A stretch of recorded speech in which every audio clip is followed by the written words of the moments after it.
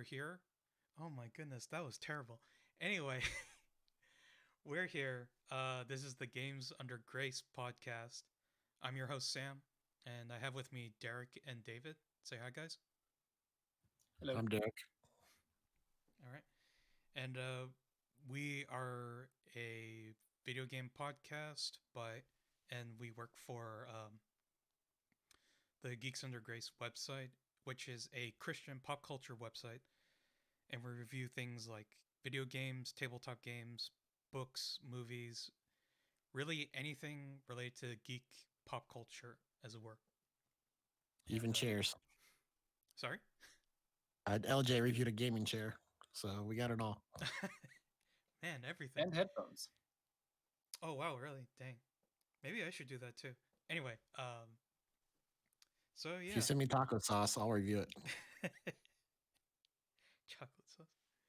Is that really game? Don't Whatever. tempt me. So yeah, we all write for the video game department of the website. Although I think Derek, you do some cross articles, if I remember correctly. Yeah, my main obligation is tabletop reviews. But I've done a lot of video games, and I'm doing video game PR now. Also, this is root beer, just so we get that out of the way. That's fine. I mean, there's no judgment here. Yeah, but I'm contractually obligated for it to be root beer. Oh yeah. Okay, fair enough. with the website or No, my job, my university. Oh, okay, fine. All right, and yeah, so that's basically it. We just talk about video games. Maybe like further down the line, we'll talk about other stuff. Since Derek and I love our JRPGs, me more the Japanese games, anime probably will come up here or there, but we will try to stay mostly on video games, unless it's been a slow week. But yeah, so we'll just go into our weeks. David, why don't you start? Besides working, I haven't done much, but I've only been playing Stardew Valley, the Need for Speed Hot Pursuit remaster, and a little bit of Cyberpunk. Wait, Are you playing Cyberpunk on PS4? Yeah, the PS4 Pro. Okay, so is it? I know it's supposed to be bad on PS4, but on the Pro, is it like tolerable? Is it okay? Is it good? Is it any better? I haven't seen what it's like on the original PS4, but Okay. it does have a lot of bugs. They do sort themselves out and finish rendering after a couple seconds. But I've only had two major problems. One that it's crashed on me 3 or 4 times, and I also encountered a bug that hindered me from progressing because someone I was supposed to follow died. So Oh shoot.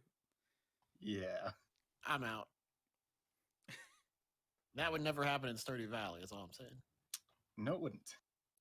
Well, I mean, Stardew Valley is also on a completely separate scale. To be perfectly fair, but then again, it's pretty easy to dunk on Cyberpunk right now. It is. I am enjoying it. It's just, aside from a few bugs, it is a lot of fun. Yeah, that's the thing. I've been hearing that aside from the technical bugs, once you're past that, as hard as that can be, the story and the gameplay are actually good. Yeah. Which is what I've been hearing from some people. Yeah, I'll agree with that. Yeah, unfortunately, I can't really offer much since I haven't touched it yet still. I got opinions. I haven't played it either. But if the story and the gameplay are that good, you could have done them with like PS3 level graphics, right? So like I just like last month or month ago, maybe 2 months ago, I played Trails of Cold Steel 4. And if you look at that and like FF7 remake, they look a generation apart, literally, even though they both came out this year. Like Trails is on an old engine, but it it's smooth though, and it plays right, and it doesn't have to look like games. It's great that games can look really good, but if that's what you have to do to get to the limelight, and then the game is buggy, because imagine if they had like not tried to make the game look so good and they did all that with like way worse graphics, they could have had a really good game. And it's like, well, maybe people wouldn't have noticed. But my counter argument to that though is like Hades, right? That game, it's slick, but it's, I mean, it's not AAA graphics. It's, you know, a much lower, I don't want to say quality, but much lower resolution, um, and probably not as difficult of assets to load. But the game looks great and it still gets attention. So it frustrates me that people would rather have really, really good looking buggy games, or at least developers think this, than like mediocre looking but smooth games. Yeah, I think CDPR kind of hurt themselves from the beginning with the original trailer with Keanu Reeves, because they didn't say that it wasn't gameplay footage and it looked incredible. So that's what people started to expect from it. It's also amazing to me how people are kind of treating them like this Goliath that is, you know, getting its comeuppance when they've had like one huge game. Like obviously it was huge enough for them to be a industry, you know, giant, but The Witcher 3 is their only like gigantic game, right? Witcher 2 and 3, yeah. 2, if I remember correctly, was very well received. I think the other thing too is that all the Witcher games are significantly long games. Although I suppose Witcher 3 is the only one that has any sense of open world mechanics to it. I haven't played 2, so I can't really attest to that. But yeah, 3 is very open world. Okay.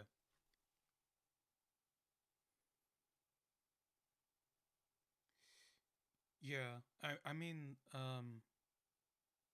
it is really weird because, you know, you think about the amount of time that the game has supposedly been in development. Like I think it should have been in development for about a total of 8 years. Um, but then like you hear, you look at some of the news, and then like you see things like how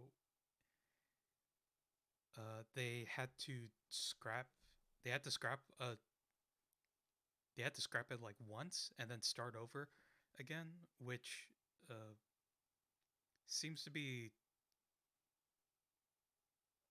it seems to be a regular thing, although it's best to be avoided, obviously. Um, but then you think like, you know, with the state that it's in, you know, what were the developers working on uh, that like didn't show up in the actual release, for that matter. And I suppose another thing too is that yeah, this game was highly anticipated, but there were also many other games um, that I would say are of a similar scale, like Skyrim, to a certain degree, Fallout 76 as well. Um, you know, your opinion may vary when it comes to 76 in particular, just because, like, in one way, it could be seen that that wasn't an actual main project that they want to work on. It was just something that they thought that they could do on the side after releasing Fallout 4. But you know, like there are lots of games of similar scale that have uh, similar types of problems. But I suppose this was sort of a perfect storm of just bad timing, honestly. And then the follow up with what the company, or sorry, not the company, rather what the executives of the company were doing in the background that were found out is another problem too. Um, that it's like now Cyberpunk isn't even a story about the product anymore. It's a story about the company itself, which is very unfortunate. Um, you see, you see like how their stock value has gone down a significant percent. I think a little over 30% or something, and it's really disheartening because I think with how well received Witcher 3 was, and when that game came out, that also had its own problems. But even then,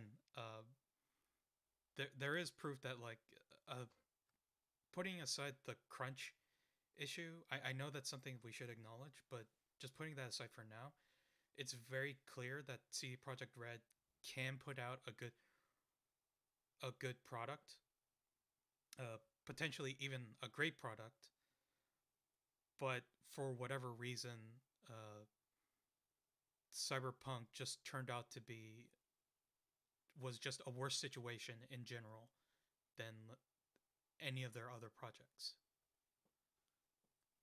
So one of the early reviews I saw said something like, "This is eventually going to be a great game. Just wait for them to finish it."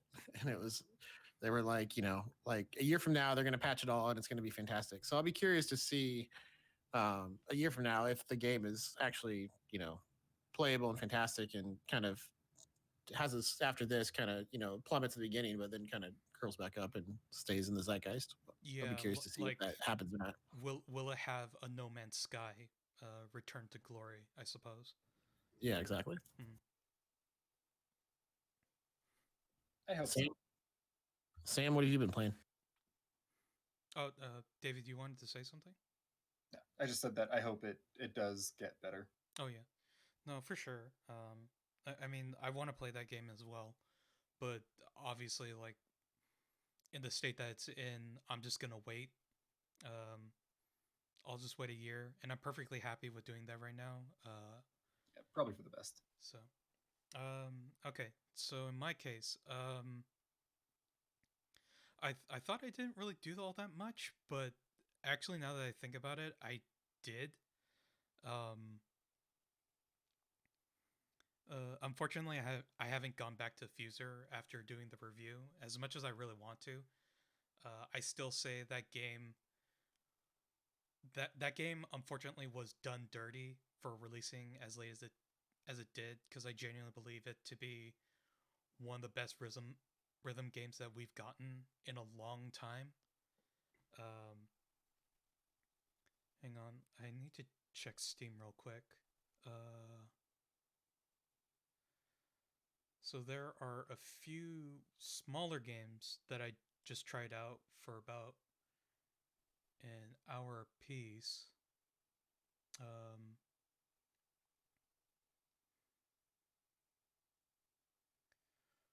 One was this game called Tokoyo, the Tower of Perpetuity, or the Tower of Perpetuity. I don't know why I pronounced it weird. We still don't know which way was correct. Yeah, We're just trusting you. yeah. I mean, I hope someone corrects me, so I'll be perfectly fine with that.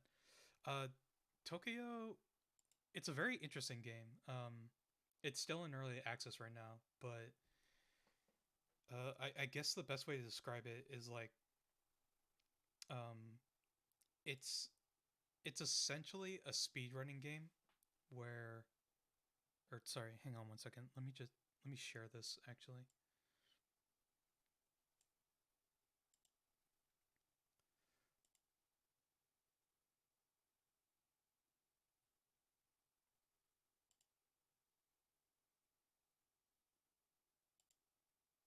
So it's actually a speedrunning game. Um,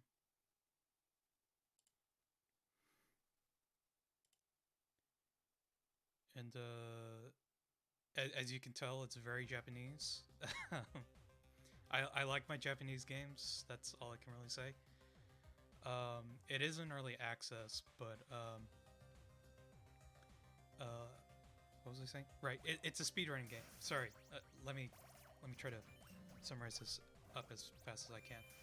Where the where you basically climb a tower, I haven't even gotten past like 9 floors. It's relatively difficult, but it might be easier for some other speedrunners for sure.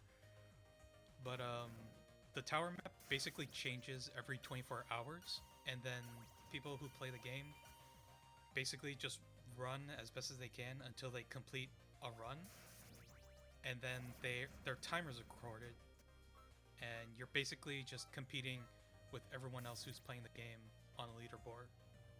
Um, and now I said it's a speedrunning game, but also it's like a bullet hell as well. There are boss fights. There's definitely some platforming in there for sure.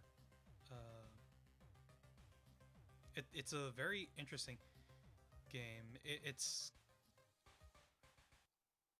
I don't know how to really describe it in terms of like whether I would recommend it or not, because it's really rough.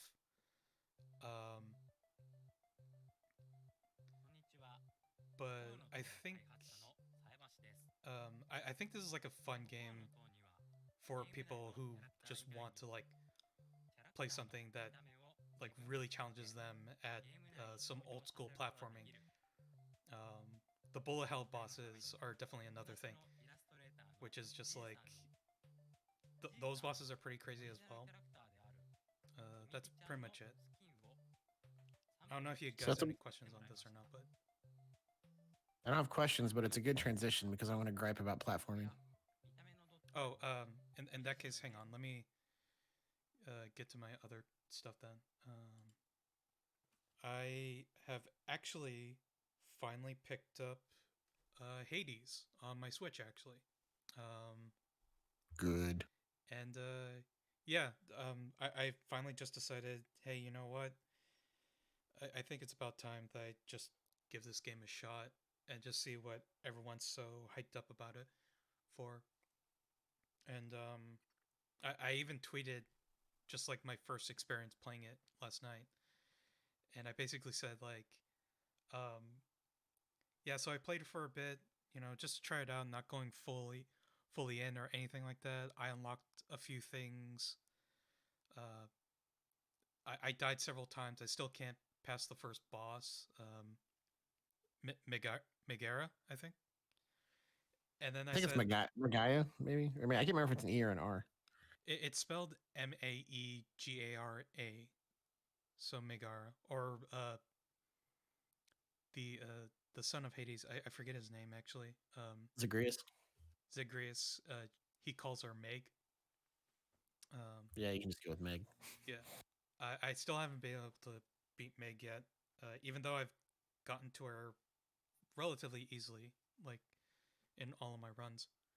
Um, and yeah, in my tweet I said, yeah, it seems kind of slow. I might need to play more before I can fully develop an opinion on it. And then I looked at my clock and it said, and I've been playing that game for 2 hours without even noticing. And that's the end of my tweet.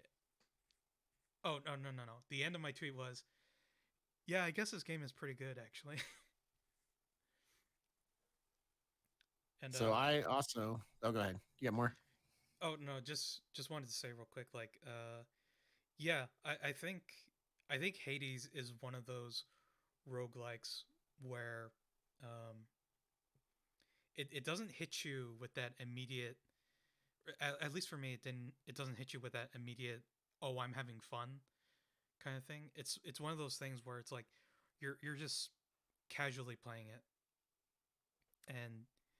and it's like every time you die, you're just like, okay, maybe one more run, and then you do another run, and then you die again, and then you go, no, one more run, and that cycle just keeps repeating itself.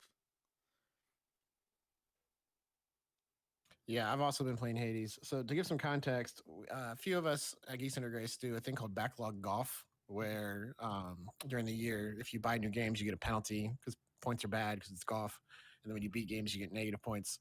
And but we after the first year kind of fell apart at Black Friday because everybody wanted to get the deals. So we have a window called Jubilee where you can buy stuff and then we'll start again the next year.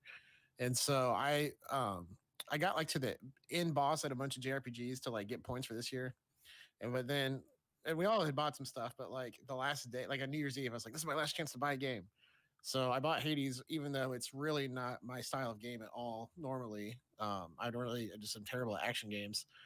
But a few RPG sites had covered it or called it an action RPG. I was like, maybe this is a stretch, but that's all I've been playing since.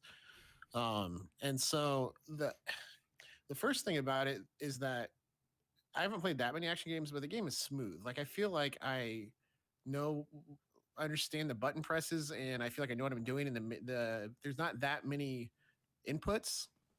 It's pretty straightforward, and because as you get progressed, you get new things that give you more abilities. It's a very natural. At no point have I ever felt like, man, the control is not doing what I want it to do, which I feel that way a lot. I've been playing the Tales RPGs, like Tales of Berseria and Oh, Tales of Zestiria, yeah. and the combat's terrible in those two games. I, I'm So, go ahead. I'm hard pressed to say if the combat entails is necessarily terrible. I think at least in the newer games like Berseria and whatever the one before that was, they do a terrible job explaining the combat. Yeah, it's Zestiria. It's information overload when it comes to Tails combat. It's And at the just same time,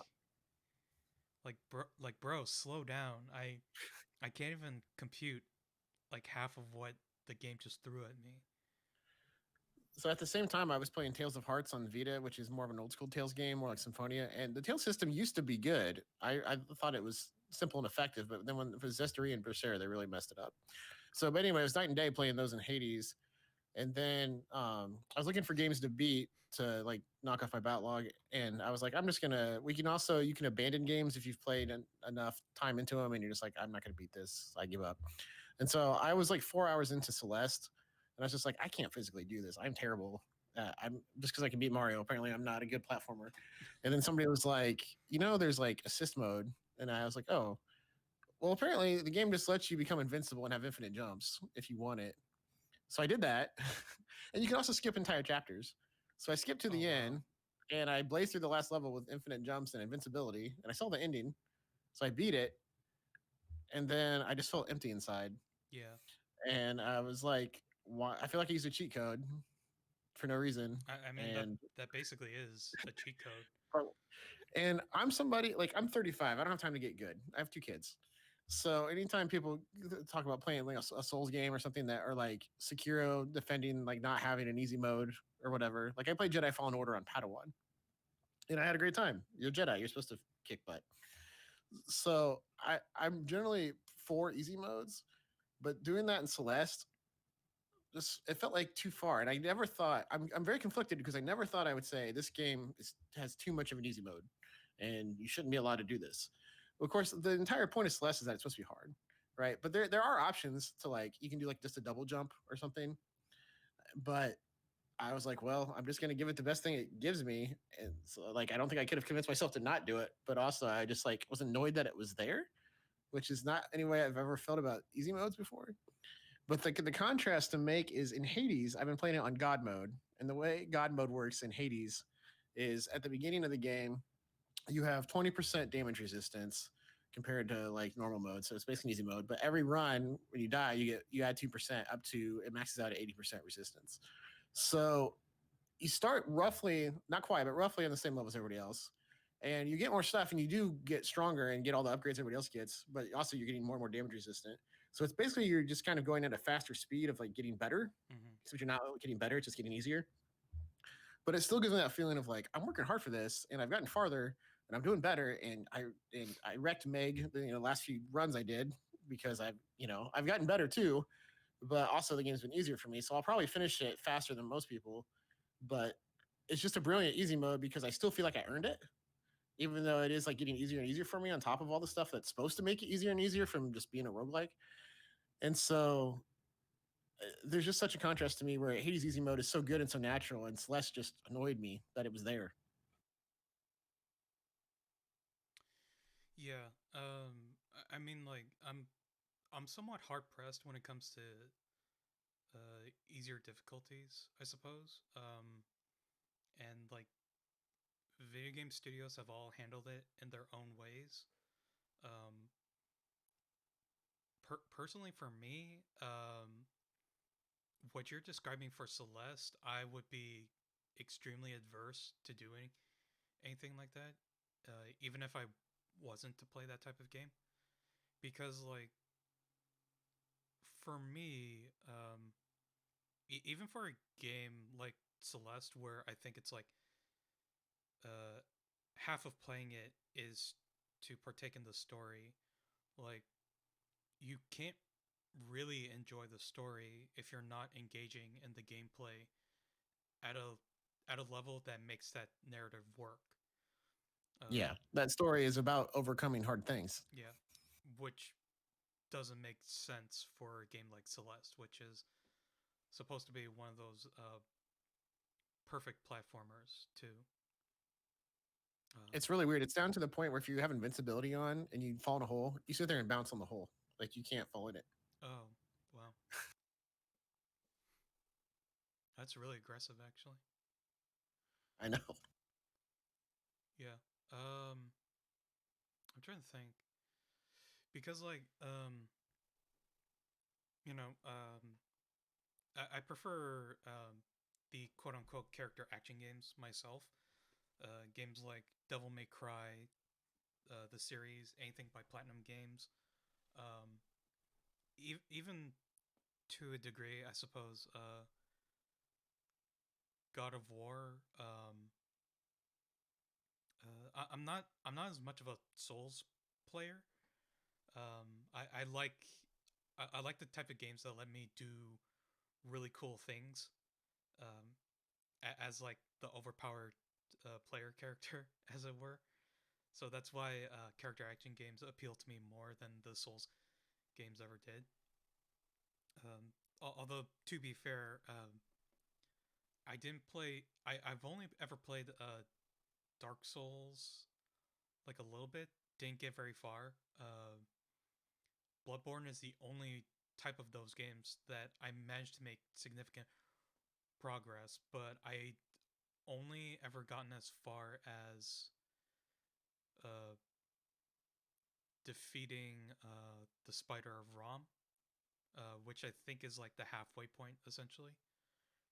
Um, but yeah, even for Platinum games, they do have some of them do have like easier modes, as it were.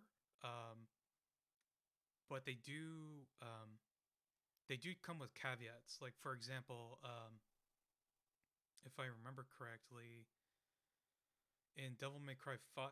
Oh, jeez. Excuse me. That's my dinner. In Devil May Cry 5, if you play on the if you play on the easiest difficulty, which is human, um, your combo meter can't go above uh, A rank. I think it might be A or S, but that means you can't get like double S or triple S, which is when you're like really reaching the peak of like really optimal combo extenders in that game.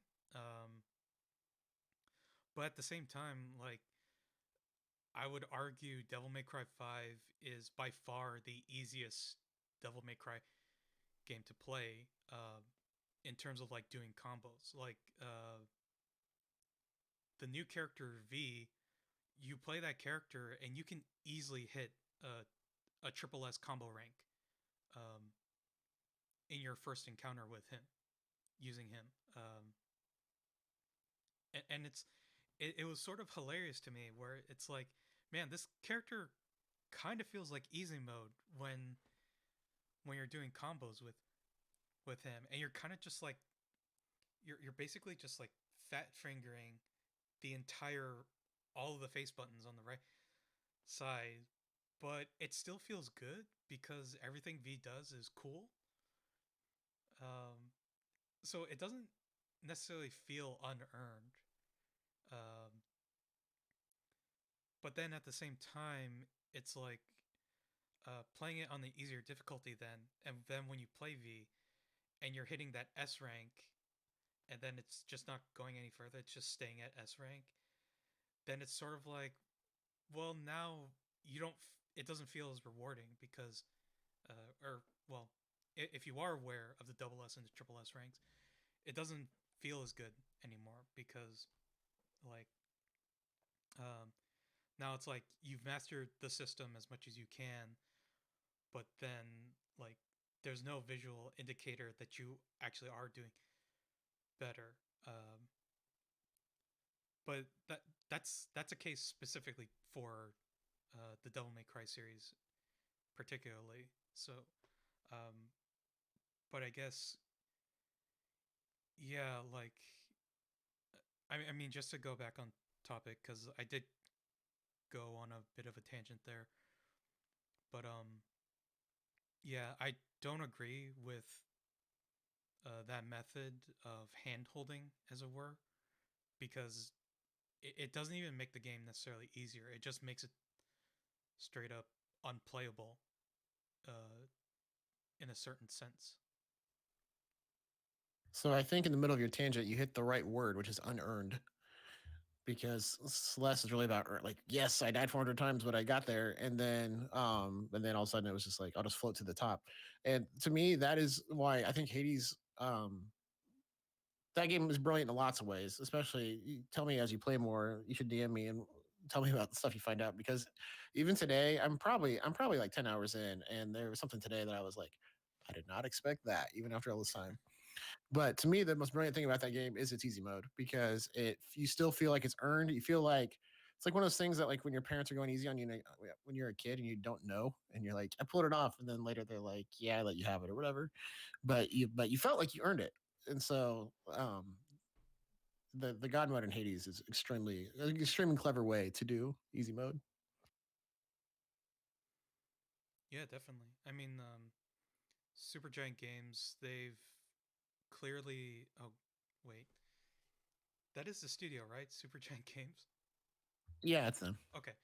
I just wanted to make sure because, like, I haven't referenced them in a long time, but I would have felt really bad because, but yeah, like, Supergiant Games, they they have clearly shown to be very competent game developers, and it's I think it's always interesting how like they've managed to flip the script on a very specific medium of the types of games that they make, but managed to make every game feel feel very unique to each other. And then um, and then Hades comes out, and it's kind of like it's kind of like this very unique entity even for them somehow.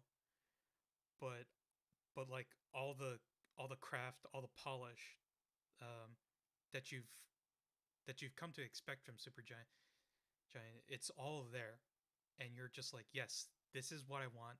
I'm here for it. I don't even care what type of game this is. Let's pick it up. Um, and it also another thing surprisingly is that Supergiant Games have never had to rely on crunch either. So like they basically stand as a relatively indie, but I think at this point you may consider them like a double A indie company, I suppose, where it's like they're showing, hey, the way we do things, it can work, um, as long as you understand like the scope of what you want to accomplish with each of your games, and they've clearly demonstrated that every time, and I just think it's awesome. You said the right adjective again. It's not the game with the biggest budget I played this year, or like the best looking game, but it's the most polished game I played this year Mm. for sure. Now, David, are you an easy mode gamer? It depends on what it is. Normally, I just go from normal, but some games I don't want to deal with that.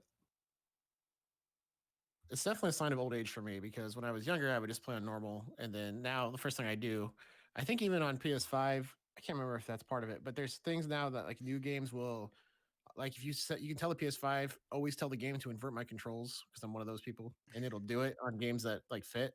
I think I can't remember if difficulty and settings was like that as well because I want to go in there and be like, just put it on easy mode before I even boot it up.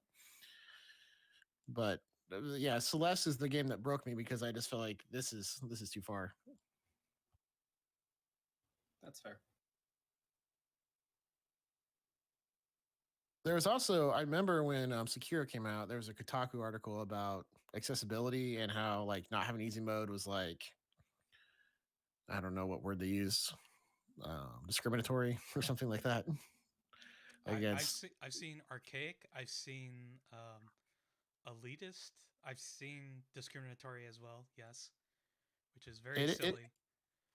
But it then also again, could at the same time, I think every time From Software has come out with a game recently, some article has come out and said this From Software game not having an easy mode is discrimination against casual gamers. And I What's the roll my point? eyes every time because it's like it's the same story every time. It's not even like it's not even whether it's true or not that whether easy mode should be in games in general now. It's just that like it's like that meme. Uh, someone says a really easy joke. Someone in the crowd says get new material. Person looks at card. It's the same joke over and over again. I don't feel discriminated against. I just buy something else. Yeah. Exactly. In the case of I mean, in case of Souls likes, I played Fallen Order and I loved it, and I blazed through Stormtroopers because I'm a Jedi. And that's what's supposed to happen. Yeah. The only game like that that I've played that I've enjoyed is Code Vein. Now, does that have difficulty Oh settings yeah. or is it just Oh yeah. Actually, I've been meaning to ask you about that. Yeah, it's easier than because I've tried Dark Souls, Bloodborne, Neo. Uh, that's all I can think of. And by the time the first boss comes around, I'm giving up on it. But with Code Vein, I was actually able to beat the first boss, so I'm enjoying it a lot more. I will say not to discredit your effort and time into that game because I played Code Vein for quite a while too, and I did enjoy my time with it. But at the same time, it's like um, I think um, yeah, like at the time when I did play Code Vein, like the experience I had with Bloodborne was still fresh in my mind, and it's just like it kind of feels similar, but it also feels a lot more shallow in terms of the other Souls games. And that's not to say like the studio did a bad job with the game or whatever. They clearly knew what they wanted to do.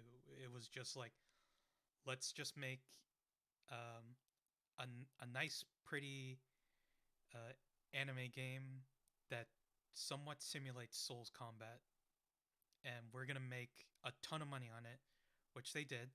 Um, so much so that they didn't even have to. I'm pretty sure. Oh no, wait, no, they did charge DLC. Never mind. I was about to give them credit, but I forgot they didn't do that. I'm thinking of Neo, which never actually charged for DLC because that's how confident they were in those games. Nice. so something else has me thinking about this too with Souls games not having that, but also comparing to like roguelikes. Mhm. There's like two ways that you improve, right? So the Souls games, my understanding is like you get better because you physically get better. You get muscle memory, you figure out the patterns, and you become smarter. And it's like, hey, I'm better at this game because I practiced.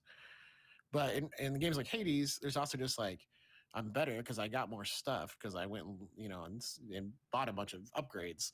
And to me, that is just a way more appealing way to do an action game. I don't necessarily like the starting from the beginning every time, but as a tabletop guy who is my favorite genre of card games or deck builders and engine building games like Magic or Dominion and Star Realms and things like that, like roguelites very much simulate that like big number go up, as Sam said it before. Like that whole philosophy of like, now I got more stuff. It's almost like well, it's not really. It's almost like a gotcha with in-game currency, except they're not actually trying to rip you off. It's just like, hey, get this upgrade. Now you can do this cool thing. Now you can do this cool thing. And yeah, I'm also physically getting better at it. I'm learning, the buttons better and knowing the attacks and dodging and whatnot. But if if you took Demon Souls and let me, buy stuff every time when I died, maybe I'd consider it. Actually, it's interesting that you bring up Genshin Impact because, like, you know, that game, uh, as successful as it is and being free to play and everything, that game also has like a very explicit difficulty curve, and it's basically very binary in terms of the difficulty because, like, right now I'm in a situation where I need to farm for materials, but my world level is so high that I'm struggling just to get those materials. Where, like, uh, each one of those farming battles may take me like 10 to 20 minutes, depending on which materials I need to farm for. Um, and it sucks, but at the same time, it's kind of like that's the experience I'm having now because of the way I played that game. And in a way, it's like I inherently caused that difficulty curve on myself because I didn't pay attention. Um, uh, and I mean, like, there's a case to be made that it may be poor game balancing in that regard. Um, but at the same time, it's like, you know, even though Genshin Impact is a gacha game, no amount of real world money that I pump into that game will change that difficulty curve for me. Like, I'm stuck there right now, and I'll have to dig myself out of it. You're Um, really at a spot where you can't just pay to get past it. no, Isn't that the whole that's point? the thing. No, like, that's the thing. No top tier characters aren't gonna get me out of that situation because I still need to level up and rank up those characters to even be able to take on these boss enemies that are currently like 11 levels ahead of my highest level character right now. That's rough. I But can do actually, I can do it, but it takes much longer. And it's a lot harder because, like, I'm dying a lot. I have to I have to cook a ton of food. Um, I have to make sure that, like, I'm I have to make sure I've eaten food that gives me like increased attack, increased defense, regenerating stamina, plenty of revives, and all that stuff. Um, Having to heal like once in a while. It in in some ways it almost feels like I'm playing an old school JRPG or even an RPG for that matter, where it's like, um, oh, actually, you know what? Although I haven't played it, but I have seen a full playthrough of it. It kind of feels like how playing through KOTOR is, where it's like you're in an encounter and you're almost dead, and then it's just like, oh, well, I'm just gonna exploit, pause menu, and just heal myself up really quickly, and then I'm back in the fight because I don't want to die and have to restart all over again. that's any RPG. BRB Mega Elixir. That's true. And I mean, like, But that that is somewhat binary. And again, I'm not gonna say that's like really good game design. I would say that's like somewhat poorly balanced game design. But at the same time, it's like I'm having my own unique experience with Genshin Impact in a somewhat positive way. So, like, who's to say, like, what difficulty is ranked by? You know what I mean? Like, what is necessarily the easy mode? What is necessarily the normal mode? What is necessarily the hard mode? It, if anything, it's more like, how do you make games um, easier or harder for particular people without them noticing that transition at all, I suppose. you're exactly right. That there's a kind of a gatekeeping thing, right? So maybe that's another word used with the Souls games. But like, who gets to set the standard of how hard these games are? And again, what you said there at the end about like being able to not really notice. I do notice every time I die in Hades, it shows the God mode ticker go up. But when you're playing, it's not like, oh yeah, this is easy, I forgot. And so it really does feel like they hide it behind there. Mm-hmm. And I also realize it's more like in the inverse of a gacha, where a gacha game, you usually hit some sort of spike and they're like, oh, you can pay to go past this. And here it's more like you pay to make it. It's not, you pay in the, maybe it's the same thing. I guess you pay and the difficulty goes down, but then you get a little bit farther. It's not like, it never really feels like a spike or anything. I will say, the thing you're talking about, it's really specifically related to like that particular set of mobile games. Like, I'll say city builder games, puzzle games like Candy Crush Saga, and even some gotcha games. Although really, I would argue Western games are more guilty of this than gotcha games and than Japanese gotcha games in particular. Because the thing about Japanese gotcha games is like, um, for the most part, you don't actually have to engage with the microtransactions to play the gotcha roles in that regard. Much like with Genshin Impact, you don't really have to engage with it. Yeah, you can potentially get better units and better items, but like all those items and units, they all start at level 1. They're not like immediately maxed out. Whereas like in other games, I'm not gonna give any examples because I can't really think of any in particular. Uh, but I have experienced those moments that you're talking about. Is that in other games, they not only give you objectively better items or units, they'll also give you the ability to immediately like level up those units as well, which at that point is like a pay to win mechanic. Like that's when the gacha becomes explicitly nefarious as to like what they want you to do. Like at that point, it's very clear. No, they do want you to pay, uh, so you can advance in the game, uh, which is also like like at that point, like why are you wasting all this money uh, to play a mobile game where it's all about like force where it's all about like encouraging people to pay money to advance in the game, which is like that should really be up to you. Whereas like like I said in Genshin Impact, yeah, sure, you can pump in thousands of dollars if you want to just to get like a particular unit or your waifu, husbando, whatever, but you still have to put in um, like some time and effort to get materials to level up that character. It's not gonna be like an easy street, as it were.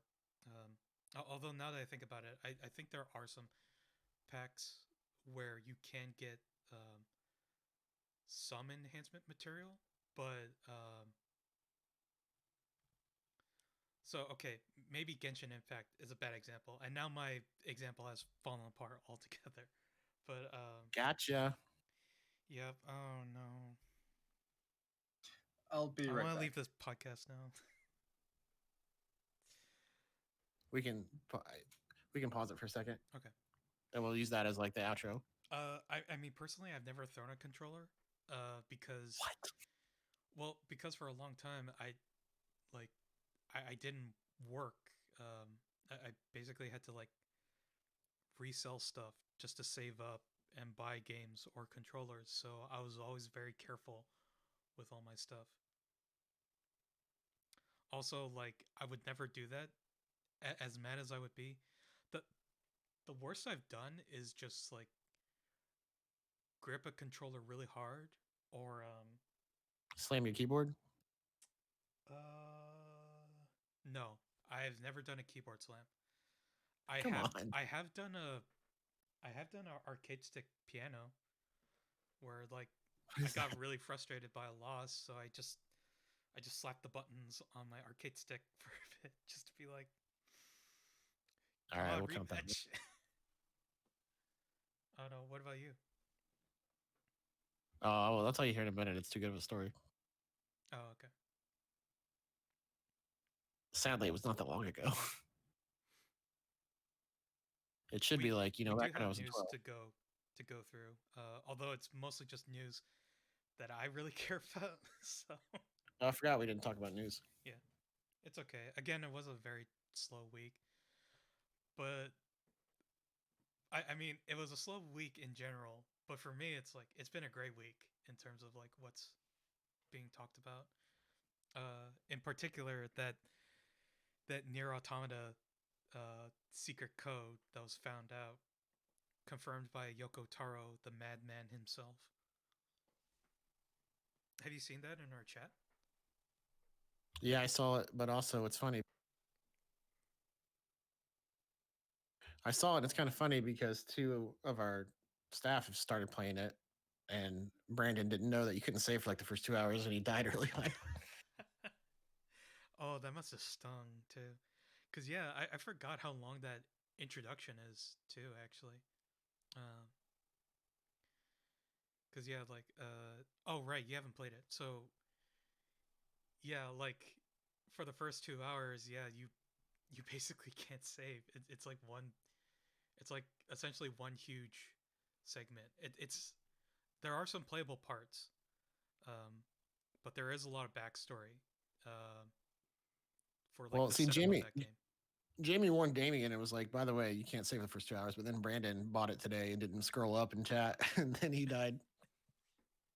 Yeah, I still say you should make an exception for that game, even though I know you don't play mature rated games by policy.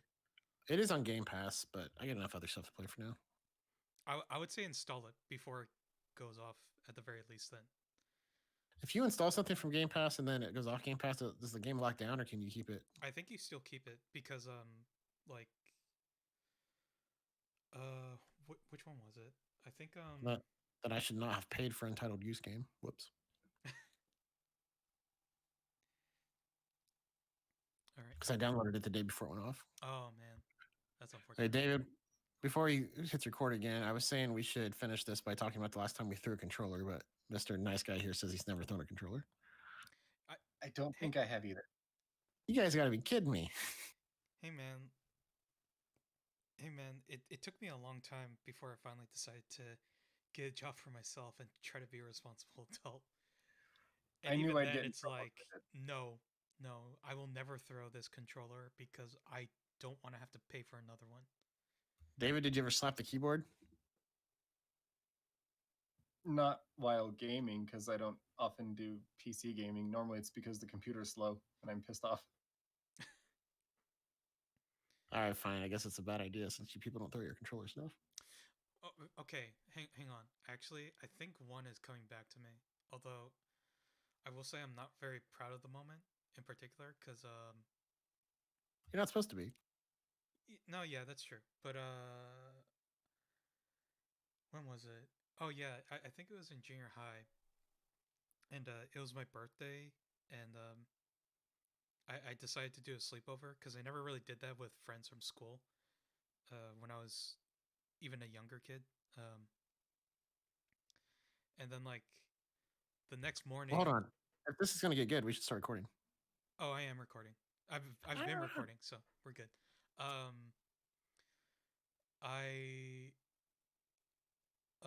the following morning I put in Marvel superheroes versus Street Fighter, and one of the kids I was playing against, he played Ken.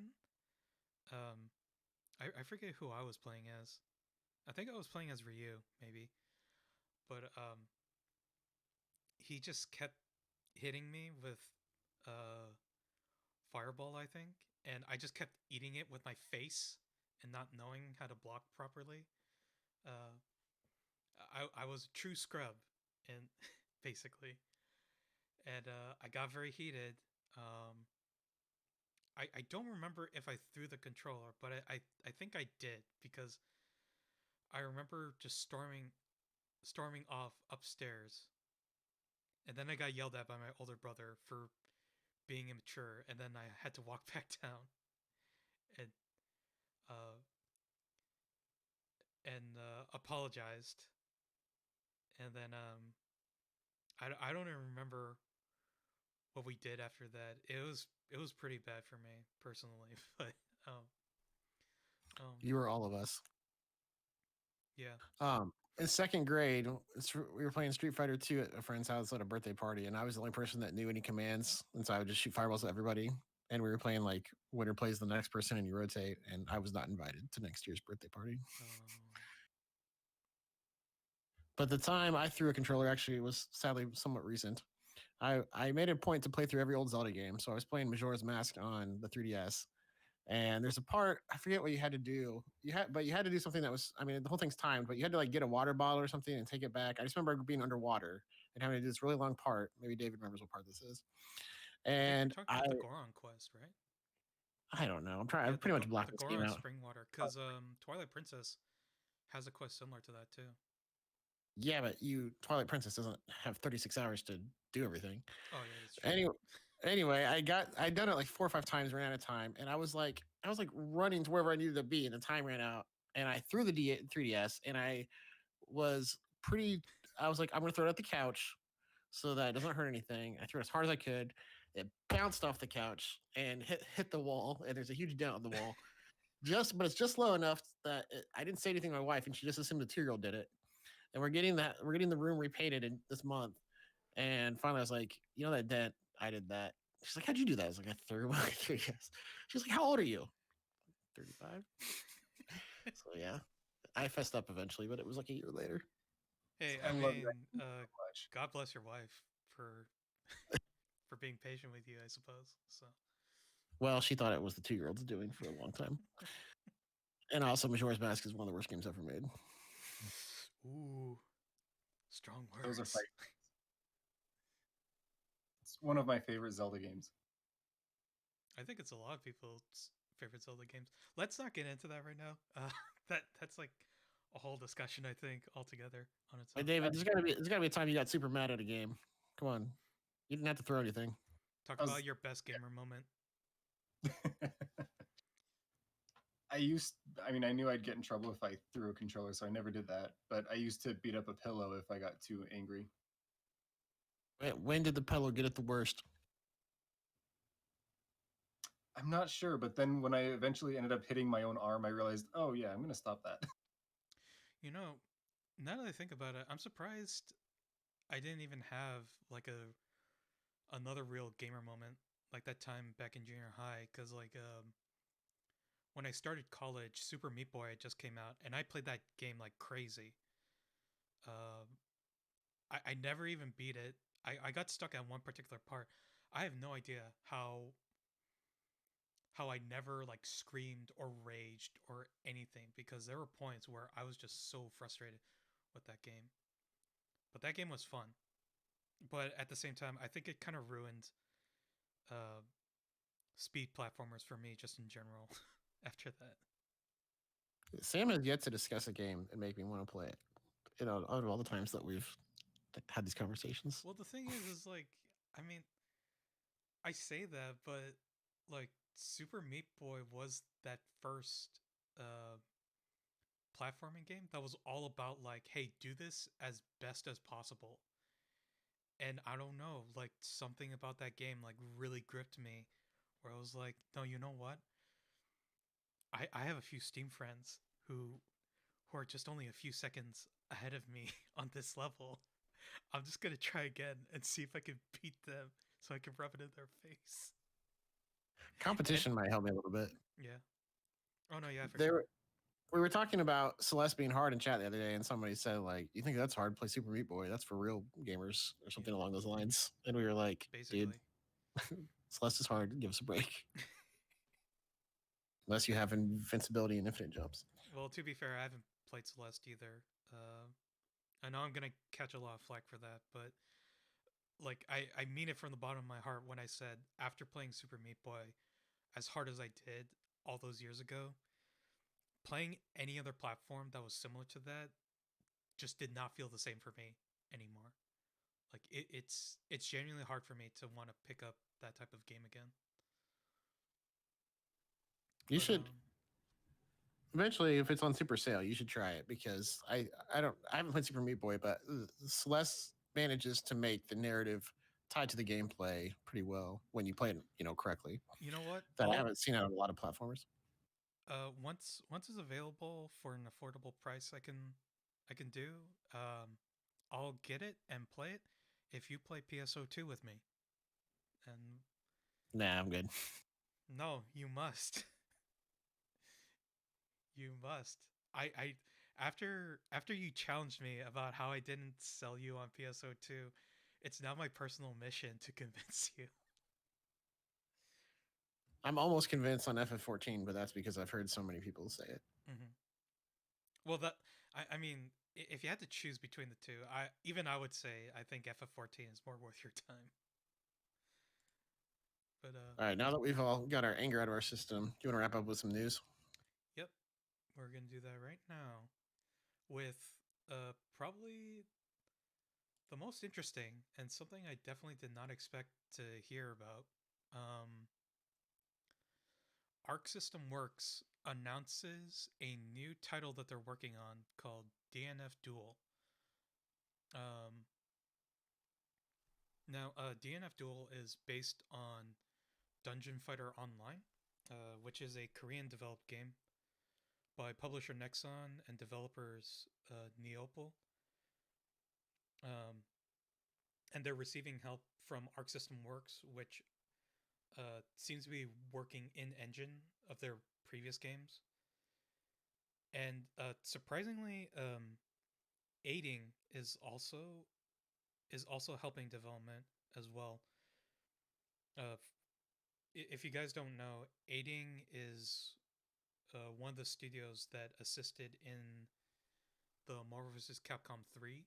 I gotta say, like, this is probably this is actually a first for me because now I can actually act like one of those people who who's like heard of one of these one of these interacting elements, which would be Arc System Works, but never actually interacted with um, the other element, which is Dungeon Fighter Online. And it feels weird, I have to say, and I have to wonder, is this what it was like for people who picked up Dragon Ball Fighters? All I can say is if you guys wanted American gaming news, you came to the wrong podcast. Well, with me as the host, that's gonna be tough. And again, news was slow this week, so I'm just picking stuff that I really cared about, honestly. Well, it seems like everybody at Geeks on the Grace got the NieR Automata bug this week to play it and to buy it. Not the actual. I guess it's not a bug; it's a cheat code. That wasn't anything that happened. Yeah, Right. that is on the bracket, which I will bring up. So, give me some context here. So, NieR Automata is the hottest game of that series. NieR Replicant's coming out. Is that a remake of the original NieR, or is that a separate game? What is that? NieR Replicant is a remake of the original Japanese version of the game, because the version of NieR that the U.S. and the U.K. got, the main character was aged up, but in Japan, the main character was much younger. Like like effectively, the character we got for NieR was a father, and the character in Japan, in the Japanese version, is a big brother essentially.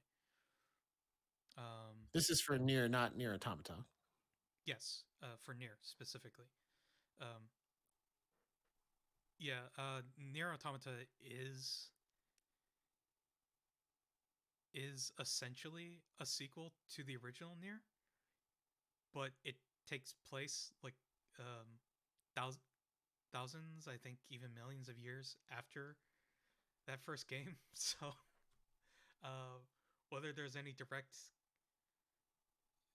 whether if there's any direct connection, that's hard to say is the problem. But um, I will say, after going through NieR Automata myself, I see I see the bits of appreciation people would get out of playing the original NieR for it. Now, given how big Automata was, is Replicant going to be a huge release? You think, like FF7R level, maybe not half that, but or is it going to be like just only the diehard fans of Automata are going to appreciate it? It really depends because I mean like um, the original NieR, from what I've seen of it, the gameplay is very unique. Um, it doesn't play like NieR Automata in any degree. Although, if I remember correctly, the preview that we got of the gameplay of an early build of the NieR Replicant remake, it seems like they did change things around a bit so that the gameplay reflects more like um, more like the combat in NieR Automata. Um, save for save for the bullet hell mechanic um, from the original NieR. That's still there, and it's weird because it's essentially like playing a bullet hell from the third person perspective. So you don't necessarily see the bullet patterns as they come towards you, but you will be able to see them from like a third person perspective, essentially. Um, and you and there were really only a few boss encounters, including the secret boss encounter from NieR Automata, where you really get that feeling. Um, and that's all I can really say about that. Anything else, and I'd be spoiling that game, honestly. So, um, I guess this is a bit of a spoiler, but um, now there's some cheat code for Automata where you can skip to the end. yeah, I guess not now. There always was. yeah, like that's the thing. Confirmed by Yoko Taro himself, he said in response to this tweet right here, he said 3 years, 11 months, so nearly reaching 4 years before this final secret, as he stated before, was discovered. Um, I'm not gonna play it because it does spoil a key moment in the final ending of the game. I did go through this clip myself. I mean, it's mostly just the guy recreating the cheat code, but the last part, I'm just not gonna play it for just for the sake of like, let's just not open up that can of worms. But yeah, apparently it's a working cheat code that if you execute it after defeating the first boss, um, it will it will skip you to the last ending immediately and unlocks all the bonus modes. And um, I think this may include a debug mode. It's been a while since I've played the game, so I don't remember all the bonus modes in particular. Actually, How on God's green earth did this guy figure out the cheat code? it's just one of those things. I mean, like, how did people figure out the infinite lives glitch in Super Mario Brothers, right? Yeah, that's fair. Or even the oh gosh, what was it again? The the the glitch in Twilight Princess, where like it's like you basically back hop alongside the edge of a cliff until you hit like a place marker where the mailman is supposed to flag you down and he's running towards you, but it's not actually a cutscene. It's like an in-engine. It's like an in-game cutscene. So the model of the mailman starts running towards you, but then it shows him running off the edge of the cliff and he falls down. And then basically you're just stuck in limbo where the game freaks out and essentially like slow renders like the outside box of the in-game world itself, and it takes like hours for it to complete. It doesn't break your game. It does eventually like complete the sequence all the way through, but I guess it's like the I guess it's like the borders of the in-game world itself of that in Twilight Princess were like so large that it basically just it basically just breaks the game's render and causes it to just freak out and kind of turn it into like this cursed video thing or something. It's I'm pretty sorry, dumb. you talking about Cyberpunk? No, I'm talking about Ouch. Twilight Princess. I wish it was Cyberpunk. That might be a different cool thing that you could do.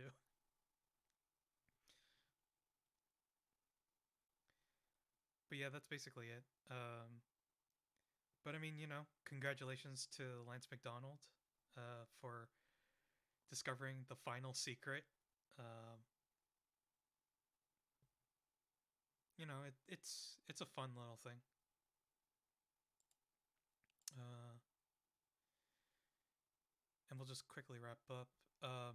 Yoko Taro and his boy Yosuke Saito, they have announced 2 extra games that they are currently working on. And if you notice by this subtitle here, Saito is not very enthusiastic about one of them. So one of them is definitely another one of those. Yoko, please, we need to eat. Why do you keep coming up with these weird ideas? Basically, You managed to sell me off of a game before it even comes out. well, I that's mean, new. it's not even my fault. If anything, it's Taro's fault.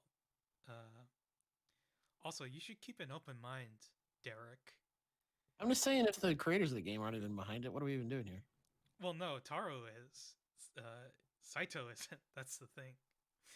Um, but thankfully, they did. It looks like they did happen to agree on the second project that they're currently working on. Um, no news about that yet, but we'll have to keep our ear to the ground for whenever these come out. And then finally, something that you can talk about, Derek, I suppose. After 3 long years, Mistwalker's new game Fantasian is nearing completion. Nearing completion, not gone gold yet. I had just asked Sam last week, like we were talking about Mistwalker. I think we are talking about Lost Odyssey or something, and I was Yeah. like, what happened to them? Where'd they go? Because the last story is one of the best games I've ever played. Mm-hmm. And he was like, they're doing some mobile game. And then today, Sam was like, they're making a new game. And then they said Apple Arcade. And then I got sad. I mean, to be fair, like, um, they did announce this. They did announce this back when Apple Arcade was announced. It's just that I've completely forgotten about it. That's the thing. So, um, So to give myself hope, there have been other Apple Arcade games that eventually just ended up on Switch, right? yeah, I know Capcom's project that was on Apple Arcade got ported to Switch last year. It was called Shin Sekai Into the Depths. I don't know how that game actually is. I didn't even realize it got released to Switch. I think but I think the idea is for for most of those titles they are timed exclusives, and then the studios or companies are free to release those games on any other platform afterwards. And I knew this, and I knew that was going to be a thing because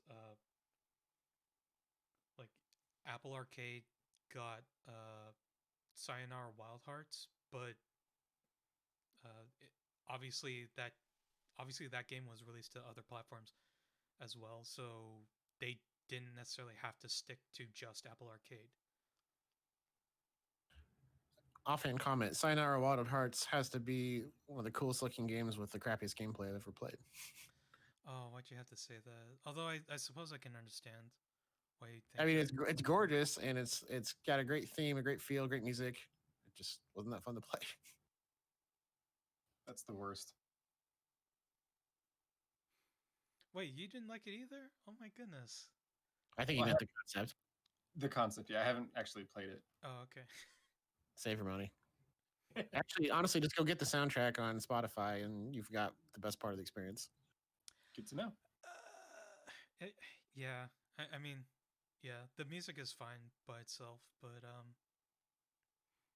I will say some of those tracks in that game were probably like some of my most favorite levels in any rhythm game in particular. Which is weird to say because I don't really think of rhythm games in terms of levels, or in terms of their levels rather. But Sayonara Wild Hearts definitely did that for me, just because of like um, the freedom of movement in that game. Whereas like normally for rhythm games, you're kind of like stuck on a map and you can't really do much else otherwise. Yeah, I tried playing Cadence of Hyrule, and I just can't even do it. Like the fact that pretty much everything has to be on the beat. And Sayonara Wild Hearts, that is true. You had flexibility; you could just move whenever, and you were like, the more with the beat you are, the better you're gonna do. Mm-hmm. But it wasn't like if you're off the beat, you just get wrecked. Yeah, yeah. I can definitely understand your frustration with Canes of Hyrule. Although I did play Necrodancer quite a bit, um, and honestly, like Cadence of Hyrule is nowhere near as hard as Necrodancer is. Oh my goodness. Then I'm erasing that one from my backlog because I bought that one too, and I don't think I'm ever Oh gonna. really? Oh man, I'm sorry. If if anything, I would say definitely take a listen to those soundtracks and the different artist renditions of those soundtracks because those songs are really good. It's like some of my favorite video game music, I suppose. Yeah. Well, if that I'm was the end of the, go yeah. ahead. Oh no, sorry. Yeah, that's basically it. Why don't we wrap up with, since January's, it's kind of a slow. It's the new year. It's kind of slow news wise, but maybe let's talk about the game. The soonest game coming up you can think of that you're looking forward to. For me, that's Bravely Default 2. Oh, That's coming out in February. actually, in that case, I can bring this up again because I had releases.com open on the side. So right now,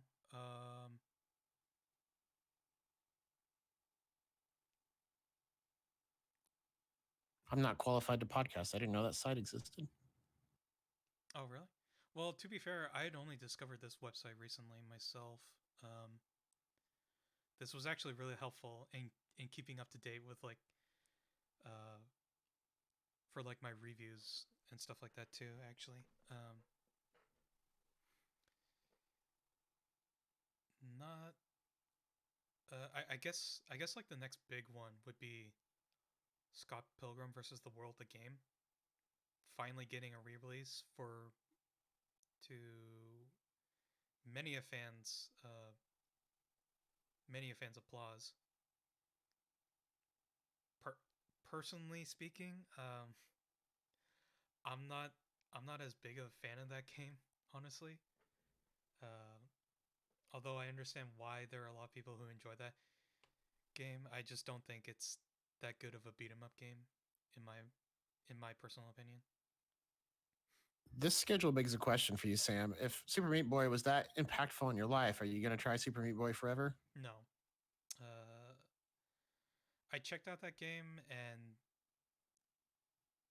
honestly, it's like it when I saw the gameplay for it too, like nothing about it even reminded me of the original Super Meat Boy. Like it just looked way too different. Um, if anything, it was like it's kind of the same feeling I got when I saw the trailer for Ori and the Forest of Ori and not the forest. Will of the Wisps. Yeah, Will of the Wisps, where um, nothing against those games. Like they just didn't appeal to me personally. But when I saw the trailer for Ori and the Will of the Wisps, I was almost like, there seems to be like a ton of stuff in this game that I'm not sure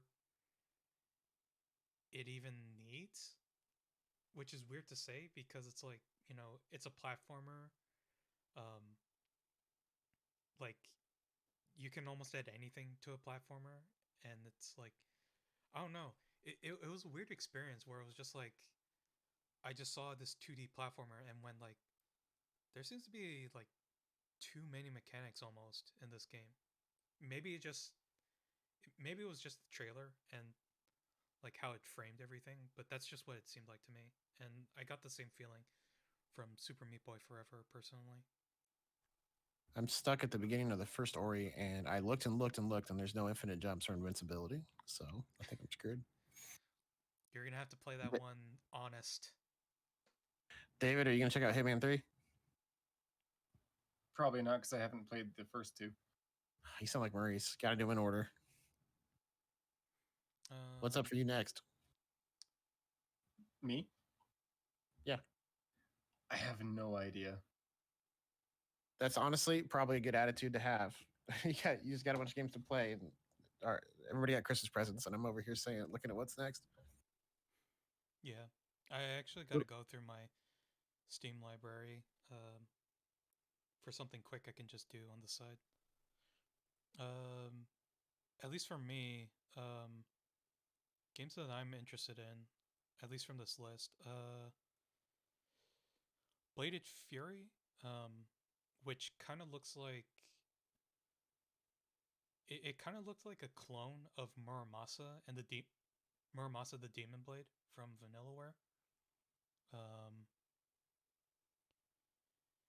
it seemed interesting, but I'm not really expecting too much from it. Hard to even say if I'll even be able to pick it up or not. Other than that, there's Atelier Ryza 2, which is a sequel to the first one. Derek, I don't even know if you've played any of the Atelier games. I actually haven't played that series, but Jonathan Floyd on staff has played a bunch of them. So we have a review of the first one up, and I'm pretty sure he'll do that one too. Okay, then I don't feel as bad because I've tried playing one of those games before. Oh boy, talk about the most saccharine experience ever. See, that doesn't bother me too much. Yeah, I might check them out at some point, but all the reviews look like they all seem to indicate it's pretty good. And I'm going with the old man excuse again. I'm 35. I want great games, not pretty good ones. Oh, okay. Now this one I'm definitely looking forward to, Cyber Shadow, because this is actually Yacht Club Games' next title, actually. That's Shovel Knight, right? That's their next game. Yeah. Oh, wait, hang on.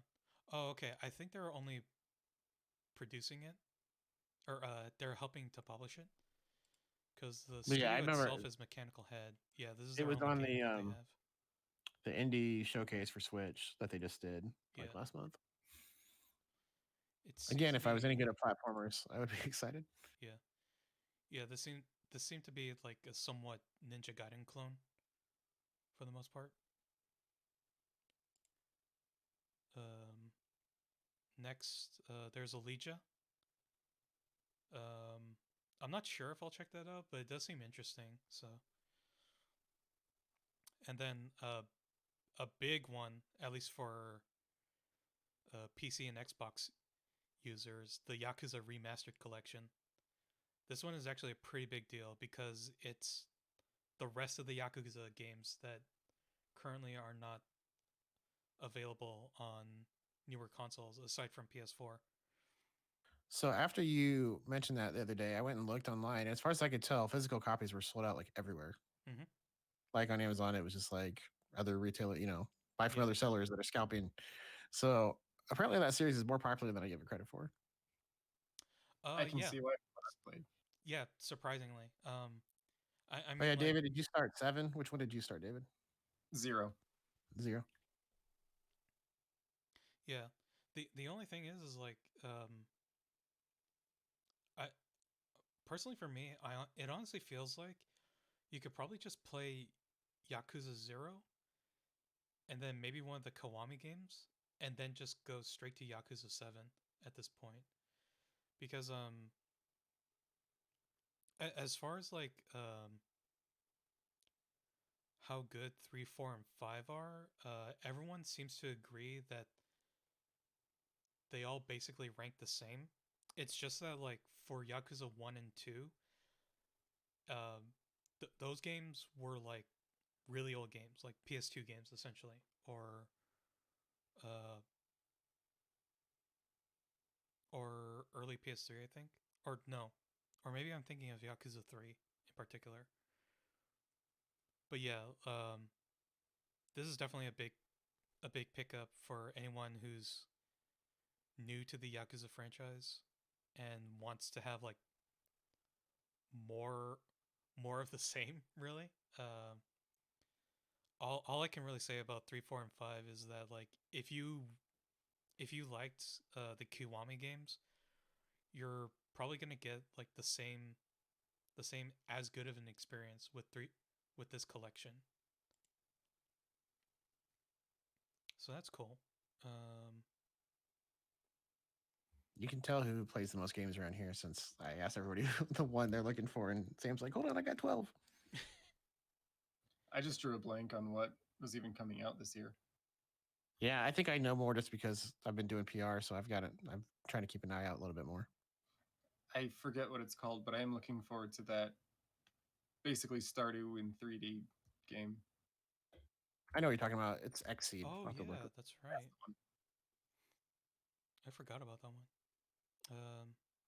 I don't know why I clicked on this one, but I figured I may as well just check it out real quick, just because it's based on a popular anime IP. I don't know, Derek, have you ever watched ReZero? I haven't personally. So I haven't watched it yet, but I was looking up stuff today because Amazon released what was the most streamed anime movies and TV in Japan in 2020. Now I think it's just animation because like fifth movie was Secret Life of Pets 2, but the rest of it was actually anime. But anyway, the most streamed TV series in Japan in 2020 was ReZero. So I was like, all right, maybe I'll check this out. I've seen the first half of the first episode and I couldn't stick with it. Why not? I just found it kind of boring and not it didn't grab me at all. well, it's okay. This isn't the anime department podcast, so you're safe here. Well, Unless I didn't mean unless like I didn't Derek mean like how slanders dare your you. name in that writer's chat. No, I just meant like I wanted to know why, whether I should start it or not. Not like how could you stop watching an anime halfway through an episode? I mean, you Um, might like it. I didn't have any interest in it is all. I did read that it was very gory. So I didn't make it far enough to be able to tell. I mean, with anime, I hold no expectations for a certain regard to a certain degree, because it's like that's the problem with modern anime right now. You never know what you're really gonna get, if you don't research enough, and even then, you may still get side blinded anyway. yeah, that's why I just wait until it's been out for a while. Oh, Um, here's a big one, for you, Derek. Yeast 9. Unfortunately, I'm gonna have to wait until it comes out for PC. Sadly, as much as I have played every Trails game ever, and it's the same developer, I've never played an East game. Oh, really? Well, But this yeah, is a good time to yeah, start. it might be. We'll see. Uh, we'll probably have a review. We'll have somebody do it, so it might be me. We'll see. Yeah. It depends on if I can convince Joe Morgan to keep doing reviews. But the game you're thinking of, David, is Story of Seasons from Xseed. That's it. Yeah, but Yeast 9 is definitely interesting because it's like their second attempt at the 3D version of a Yeast title. Because those games have been mostly like pseudo 3D, but with 2D sprites. Yeah, so I'm assuming they're using the same engine that they use for Trails, and I've read that they have a Trails game that is out in Japan on PS4 that hasn't come out yet, and then the next one they just announced that's coming out in Japan, I think in 2021, is their first game on their new engine, which I assume means East 9 is on the engine that the Trails games are on, and Mm, East 8 I guess probably was on the same engine. But again, Falcom makes great games, but graphically they're a generation behind. yeah. I think more. I think other fans would say they're modestly budgeted. Yeah, that's true too. Yeah. I'm kind of excited for it though. It's always nice to see like some of these more niche titles like still managing to stay in the game for the most part. What was funny was in chat the other day. I asked if there was any series with longer running consecutive games than Trails, and I think you said East, and I was like, that's the same developer. So apparently they like to keep telling their stories. Yeah. Oh, this is actually a big one. I'm looking forward to Neo 2 finally coming to PC on February 5th. Definitely looking forward to that. I enjoyed my time with Neo, although I never actually finished it. So maybe this is a good chance for me to go back to that game too. Um, In the where meantime, I feel like with starting backlog golf, that this was a terrible idea to bring up, and I really need to go back to the. Actually, let's be honest. As soon as we finish this up, I'm going to go play Hades for an hour. Yeah, I'm probably going to as well. Actually,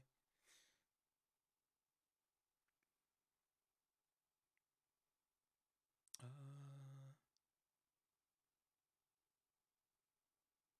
I think I've been keeping tabs on this one, but this is an indie title, so no way to say if it's like highly anticipated or anything. I think this is just an indie title that I caught and was interested in because it Looks good. reminded me of oh, what's that game? Asterbreed, I think, which has this somewhat similar format. Although this kind of looks like um oh shoot, do I want to say Armored Core? The perspective is somewhat similar to Armored Core, but I guess it kind of is. I don't know. Seemed interesting though, but we'll have to see. Um, oh yeah, Bravely Default, February 26th. Is that on your list, Derek? Derek, I think you're muted.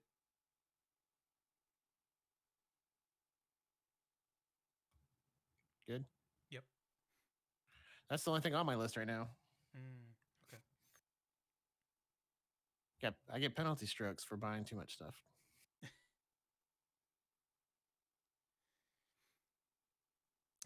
But yeah, that's far enough. You've I already guess I taken us out might to March. I check think we're out the Capcom Arcade Stadium. I don't know. I wasn't really too impressed, honestly, from what I saw from that trailer during that mini direct, I think. But who's to say? I guess let's just scroll down real quick if there was anything else. Oh yeah, there's Monster Hunter Rise in March. As much as I'm looking forward to that game, I think I may not actually pick it up when it comes out. Unfortunately. that's one I'm going to wait for reviews, and if they're really strong, I might check it out. Hmm. Okay. I think that's a good stopping point, though. All right. And I don't know how to end these. Yeah. Well, I That guess if just you're going to wraps it post a up for this video, podcast. So you can tell us in the comments what game. Well, I guess tell us one game in first 3 months you're looking forward to the most, and two, the last time you threw a controller and why. yeah, absolutely. Tell us tell us all of your best gamer moments because we've all embarrassed ourselves. So now it's your turn, please. Exactly. Anyway, thank you guys for listening to the podcast or watching the podcast, whatever. Um, uh, if you liked what you've seen here, make sure to just check out our content on geeksundergrace.com. And I'll have my personal Twitter handle uh, for when each of these podcasts are out, and that'll be in the description below. And yeah, that's it from us. Take care, and we'll see you next time. See ya.